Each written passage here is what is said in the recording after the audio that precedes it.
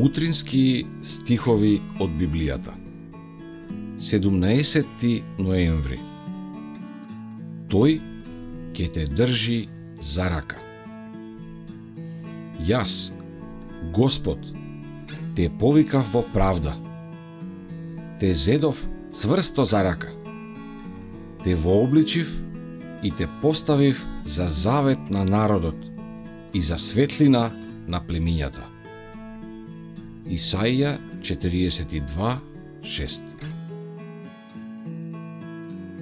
Душата што му се подчинува на Христа станува негова собствена тврдина, што тој ја држи во побунетиот свет и настојува во неа да не биде признат ниту еден друг авторитет освен неговиот.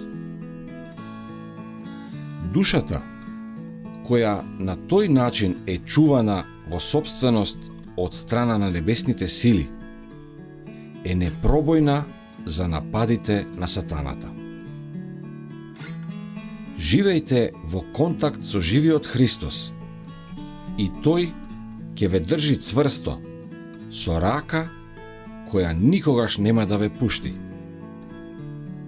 Запознајте ја и верувајте во љубовта што Бог ја има кон нас и ќе бидете безбедни. Таа љубов е тврдина, не освоива за сите измами и напади на сатаната. Името на Господ е цврста кула. Ако во неа побегне праведник, безбеден е. Ништо не е навидум толку немоќно, а всушност толку непобедливо, како душата што ја чувствува својата ништожност и се потпира целосно на заслугите на Спасителот. Преку молитва, преку проучување на неговиот збор, преку вера во неговата постојана присутност и најслабите човечки суштества можат да живеат во контакт со живиот Христос и тој ќе ги држи со рака што никогаш нема да ги испушти. Оние на кои Христос најмногу им простил, најмногу ќе го сакаат. Тоа се тие што во последниот ден ќе стојат најблизу до неговиот престол.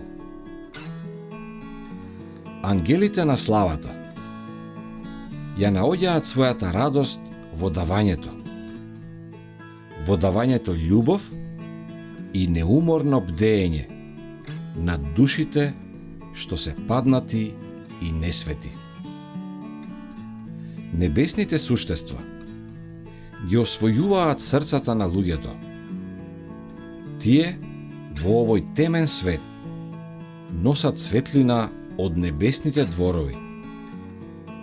Преку нежна и трпелива служба тие влијаат врз човечкиот дух, за да ги доведат загубените во заедница со Христос, која е поблиска одошто и самите можат да разберат.